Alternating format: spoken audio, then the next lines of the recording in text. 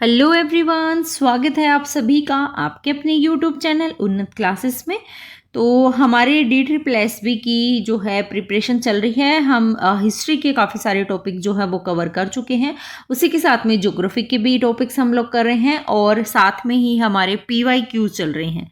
तो तीनों ही सेशन आपके लिए बहुत इंपॉर्टेंट है, प्लीज़ इनको ज़रूर देखा करिएगा। वीडियो को आप एंड तक जरूर देखिएगा। पसंद आए तो इसे लाइक और शेयर कर दीजिएगा। चैनल को अभी तक सब्सक्राइब नहीं किया है तो सब्सक्राइब कर लीजिएगा।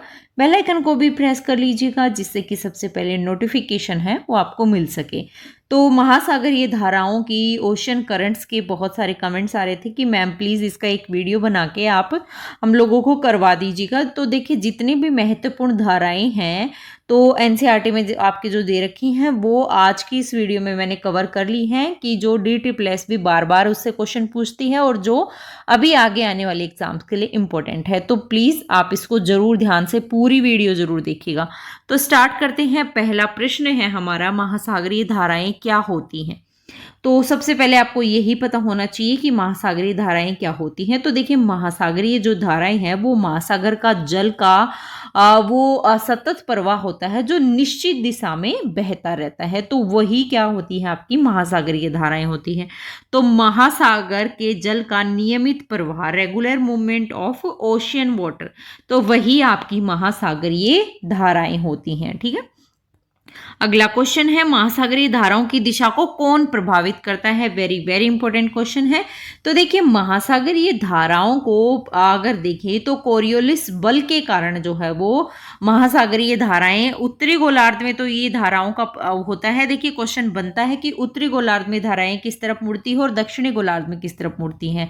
तो देखिए, जो कोरियोलिस बल होता है उसके कारण जो महासागरीय धाराएं होती हैं वो उत्तरी गोलार्ध में अपने दाईं ओर और दक्षिणी गोलार्ध में अपनी बाईं ओर मुड़ जाती हैं। तो बहुत इंपॉर्टेंट है, दक्षिणी गोलार्ध में अपनी, ये याद रख लीजिएगा, दाईं ओर और उत्तरी गोलार्ध में अपने बाईं ओर। अब देखिए, इसको एक बार आप ऐसे याद, जैसे दाईं उत्तरी गोलार्ध में अपोजिट होगा, है ना, तो ऐसे याद कर लीजिएगा आप।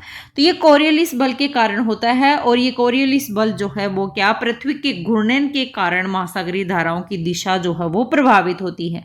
तो ये बहुत इंपॉर्टेंट क्वेश्चन है, प्लीज इसको ध्यान से देखना है। घूर्णन के कारण महासागर की दिशा जो है वो प्रभावित होती है। गर्म धाराएं किस दिशा में बहती हैं।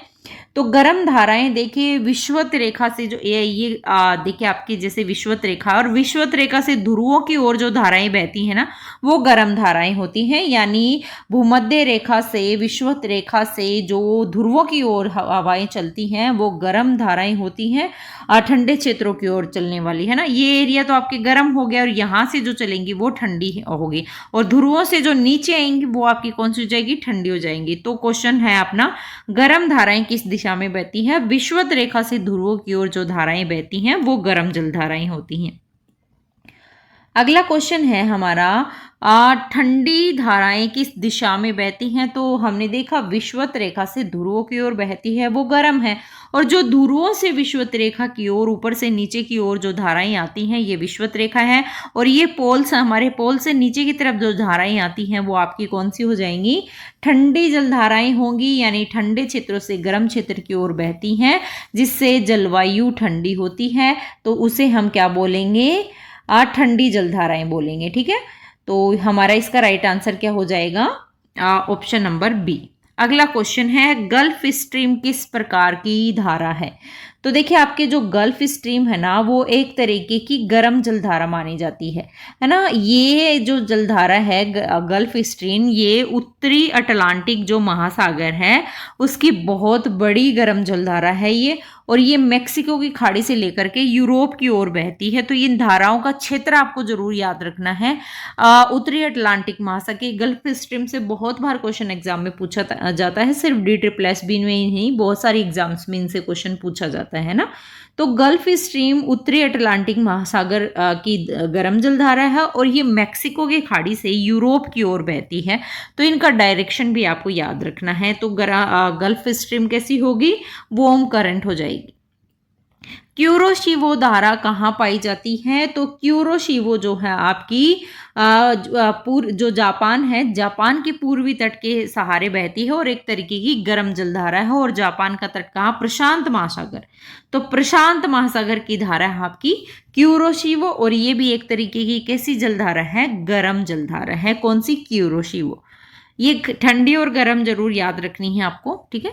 लेब्राडोर की धारा किस प्रकार की है? तो लेब्राडोर जो है आपकी उत्तरी अटलांटिक की ठंडी धारा है। हमने गल्फ स्ट्रीम देखा था, गल्फ स्ट्रीम जो है वो उत्तरी अटलांटिक की गर्म जल धारा है। वहीं लेब्राडोर जो है वो उत्तरी अटलांटिक की ठंडी धारा है, और ये कनाडा के तट से दक्षिण की ओर ये बहती है। तो लेब्राडोर की धारा जो है कैसी हो जाएगी? ठंडी जलधारा हो जाएगी। और कहाँ पर, कहाँ की है? उत्तरी अटलांटिक की ठंडी जलधारा है। और इसी के अपोजिट हमने अभी गल्फ स्ट्रीम देखा था। गल्फ स्ट्रीम जो है वो उत्तरी अटलांटिक महासागर की गर्म जलधारा है, और वो मेक्सिको खाड़ी से लेकर के यूरोप में बहती है। और जो आपकी ये लेब्राडोर है, ये आपके जो कनाडा का तट है, कनाडा के तट के दक्षिण की ओर बहने वाली ये धारा है ठंडी धारा। अगला क्वेश्चन है, हम्बोल्ट का दूसरा नाम क्या है? देखिए ये क्वेश्चन जो बार बार एग्जाम में रिपीट होते हैं ना, मैंने वही क्वेश्चन आपके लिए लिए हैं ना। तो हम्बोल्ट की धारा का दूसरा नाम क्या है? तो देखिए आपके जो हम्बोल्ट की धारा है ये आपके कहाँ पर बहती है? ये दक्षिणी अमेरिका के पश्चिमी तट के सहारे जो है ये बहती है ना। दक्षिणी अमेरिका के पश्चिमी तट के तट पर बहती है।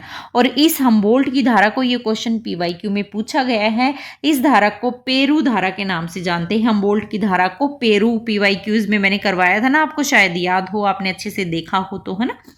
तो पेरू की धारा को हम्बोल्ट की धारा कहते हैं। बेंगुला धारा कहाँ बहती है? तो देखिए बेंगुला की धारा आपकी जो है वो कहाँ पर बहती है? इसमें दक्षिणी अमेरिका के पश्चिमी तट के सहारे जो है वो दक्षिणी अमेरिका के आपके दक्षिणी अफ्रीका के पश्चिमी तट के सहारे बहती है। ये आपकी कौन सी? बेंगुला की धारा। तो ये धाराओं की लोकेशन आपको जरूर याद होनी चाहिए कि बेंगुला की धारा जो है आपके दक्षिणी, मैं बार बार इसको रोंग प्रोनाउंस कर रही हूँ, दक्षिणी अफ्रीका के पश्चिमी तट के सहारे बहती है आपकी। ये याद रखना आपको। ये जो है ये अटलांटिक महासागर की जो है ठंडी धारा है, और बहती किधर है? तो दक्षिणी अफ्रीका के पश्चिमी तट के सहारे बहती है। तो महासागर पूछे तो कौन सा? अटलांटिक महासागर की, ठीक है। और दक्षिणी अफ्रीका के पश्चिमी तट के सहारे बहती है। तो राइट आंसर आपका ए हो जाएगा। कौन सी धारा भारत के मानसून को प्रभावित करती है? वेरी वेरी इंपॉर्टेंट क्वेश्चन है। तो देखिए भारत के मानसून को प्रभावित करने वाली धारा आपकी अल नीनो की धारा है। अल नीनो के कारण जो है वो प्रशांत महासागर की गर्म धाराएं जो है वो बदल जाती हैं, और ये धाराएं जब बदलती हैं तो इससे क्या होता है? भारत का मानसून क्या कमजोर पड़ने लग जाएगा, और ये मानसून को जो है वो प्रभावित करेगी, है ना। तो अल नीनो जो है वो भारत के मानसून को प्रभावित करती है, और ये प्रशांत महासागर की धाराओं से चेंज होती है। कौन सी धारा अफ्रीका के पूर्वी तट से बहती है? तो अफ्रीका के पूर्वी तट से बहने वाली धारा आपकी कौन सी? अगुल हास की धारा जो है वो अफ्रीका के पूर्वी तट से दक्षिण दिशा में बहती है। और ओशियन पूछे आपसे तो हिंद महासागर की गर्म जलधारा है, गर्म धारा है कहाँ की? हिंद महासागर, ठीक है। तो ये याद रखने हैं आपको, ओशियंस को जरूर याद रखने हैं कौन से ओशियन की धारा है और कैसी है। कैनारी की धारा किस प्रकार की धारा है? तो कैनारी की जो धारा है आपकी, कैनारी की धारा वो आपकी कैसी हो जाएगी? गर्म जलधारा, ठंडी जलधारा, या फिर आपके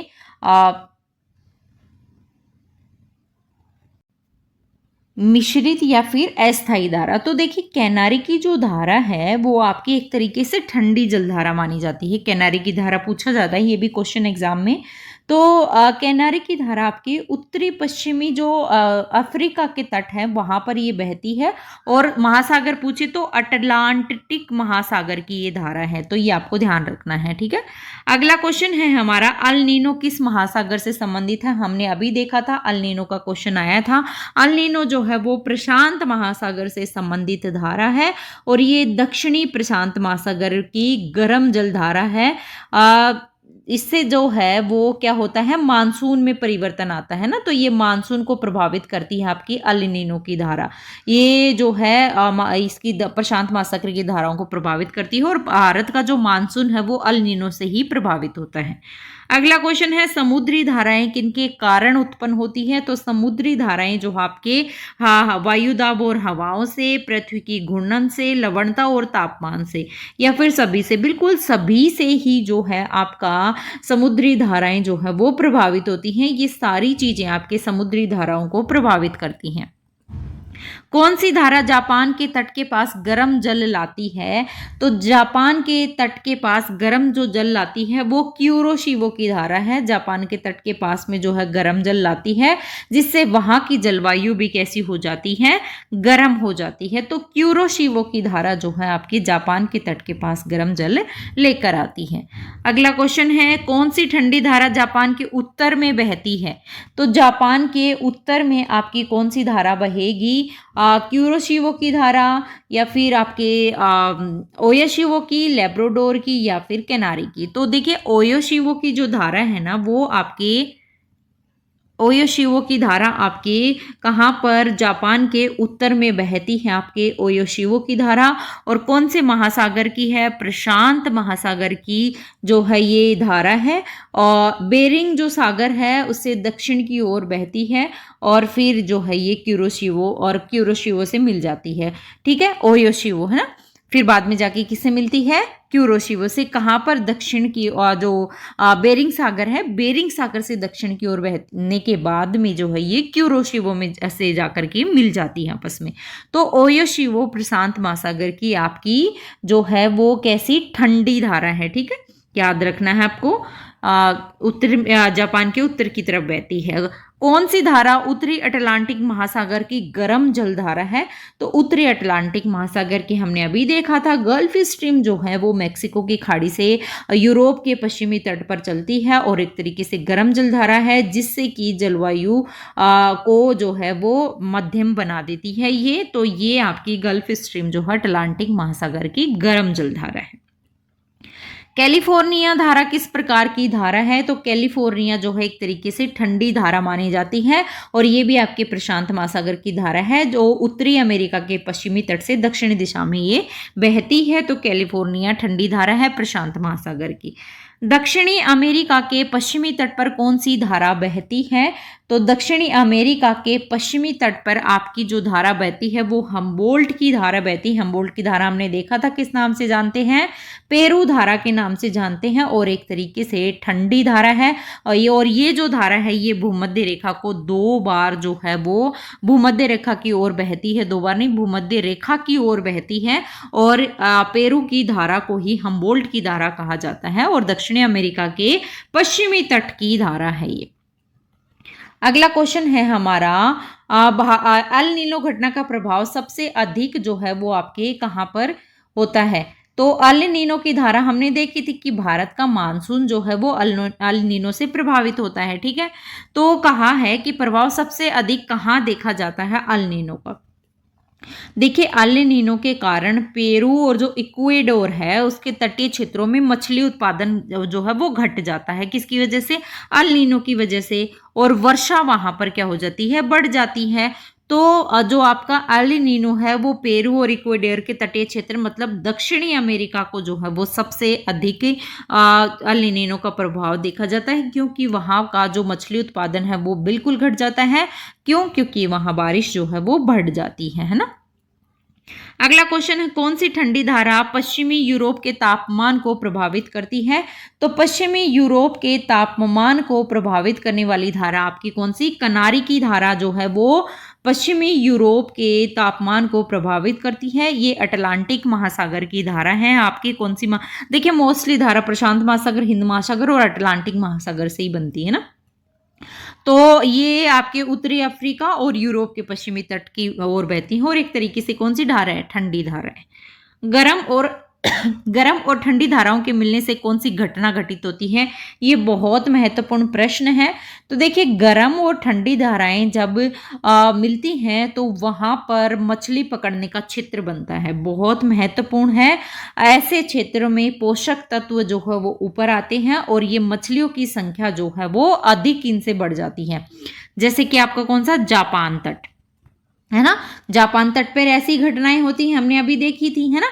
तो यहाँ पर मछली उत्पादन जो है वो ज़्यादा होता है जब ठंडी और गर्म जलधाराएं, ठंडी ऊपर से आएगी और गर्म नीचे से, और यहाँ पर ये मिलती हैं तो यहाँ पर मछली उत्पादन क्षेत्र बनता है। हिंद महासागर की प्रमुख धारा कौन सी है? तो देखिए हिंद महासागर की आपकी प्रमुख धारा अगर देखें तो वो आपकी कौन सी हो जाएगी? सोमाली की धारा, है ना। गल्फ स्ट्रीम हमने देख लिया, क्यूरोशियो हम्बोल्ट देखा। जो सोमाली की धारा है वो आपकी हिंद महासागर की धारा है और ये मानसून हवाओं के जो कारण है अपनी दिशा ये बदलती है और हिंद महासागर की प्रमुख धारा के रूप में ये जानी जाती है, सोमाली की धारा। ठीक है, नेक्स्ट क्वेश्चन है कौन सी धारा दक्षिणी जो अफ्रीका है उसके पश्चिमी तट पर ठंडा जल लाती है ना। तो देखिए दक्षिणी अफ्रीका के पश्चिमी तट पर ठंडा जल कौन सी धारा लेकर आती है?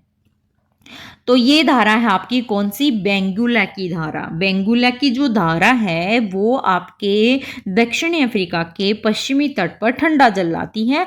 ये आपकी अटलांटिक महासागर की ठंडी जल धारा है और ये अफ्रीका के पश्चिमी तट से उत्तर की ओर ये बहती है। ठीक है, अगला क्वेश्चन है कौन सी धारा भारत के पश्चिमी तट पर प्रभाव डालती है? अब देखिए पश्चिमी तट पर प्रभाव आपकी कौन सी हो जाएगी? सोमाली की धारा। हमने अभी देखी थी ना, दक्षिणी पश्चिमी मानसून के समय जो सोमाली की धारा है वो भारत के पश्चिमी तट के पास जो है वो गर्म जल लाती है ना। तो पश्चिमी तट को प्रभावित कौन करेगी? सोमाली की धारा। गल्फ स्ट्रीम और लेब्राडोर धारा के मिलने से क्या प्रभाव पड़ता है? तो गल्फ स्ट्रीम और लेब्राडोर जो आपस में मिलेंगी तो जो है गल्फ स्ट्रीम आपकी कौन सी? गर्म जलधारा हो जाएगी और लेब्राडोर आपकी कौन सी? ठंडी जलधारा हो जाएगी। तो इनके मिलने से जो है वो तापमान में डिफरेंस होगा और वहां पर घना कोहरा बनता है ना। तो राइट आंसर आपके ए हो जाएगा। नेक्स्ट क्वेश्चन है कौन सी धारा दक्षिणी अमेरिका के पश्चिमी तट के पास मछली पालन के लिए प्रसिद्ध है? तो जो दक्षिणी अमेरिका के पश्चिमी तट के पास मछली पालन के लिए प्रसिद्ध है वो आपकी हम्बोल्ट धारा है, जिसको पेरू धारा भी कहते हैं। और यहाँ पर जो है ये ठंडी धारा है और मछलियों के लिए पोषक तत्व यहाँ बनाती है। तो ये क्षेत्र जो है वो विश्व में सर्वश्रेष्ठ मछली पकड़ने का जो है वो क्षेत्र के रूप में जाना जाता है, आपके हम्बोल्ट वाला क्षेत्र, है ना। कौन सी धारा उत्तरी अमेरिका के पश्चिमी तट के पास ठंडक लाती है? तो उत्तरी अमेरिका के पश्चिमी तट के पास ठंडक आपकी कैलिफोर्निया की धारा लाती है। और ये जो है कौन सी धारा हो गई? ठंडी हो गई और उत्तरी अमेरिका के पश्चिमी तट के पास बहती है और वहां पर बहती हुई जो है वो जलवायु को भी क्या कर देती है? ठंडी कर देती है। तो कैलिफोर्निया की धारा।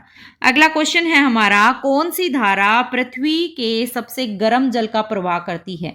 तो पृथ्वी के सबसे गर्म जल का जो प्रवाह करती है वो सबसे गर्म जलधारा हमने देखी थी ना, गल्फ स्ट्रीम। गल्फ स्ट्रीम सबसे गर्म और तीव्र महासागरीय धारा है जो उत्तरी अटलांटिक में बहती है। तो गल्फ स्ट्रीम राइट आंसर हो जाएगा। नेक्स्ट क्वेश्चन है कौन सी धारा भूमध्य रेखा के दोनों ओर बहती है?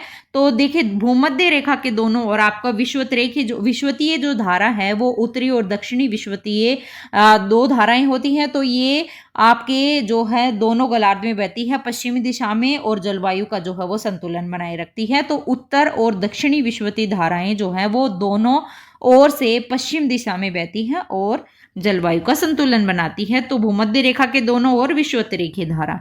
तो ये हमारी महत्वपूर्ण जितनी भी धाराएं एग्जाम में पूछी जाती हैं मैंने सारी आपको करवा दी हैं। आप इनको ध्यान से कर लीजिएगा और आगे हम ऐसे ही टॉपिक वाइज हमारा सिलेबस कंप्लीट कर लेंगे। तो चैनल के साथ जुड़े रहिएगा, वीडियो को लाइक और शेयर जरूर करते रहिएगा। चैनल को सब्सक्राइब नहीं किया तो सब्सक्राइब कर लीजिएगा, बेल आइकन को भी प्रेस कर लीजिएगा जिससे कि सबसे पहले नोटिफिकेशन आपको मिल सके। तो कुछ ऐसे ही महत्वपूर्ण प्रश्नों के साथ मिलते हैं एक नए वीडियो में। जय हिंद, जय भारत।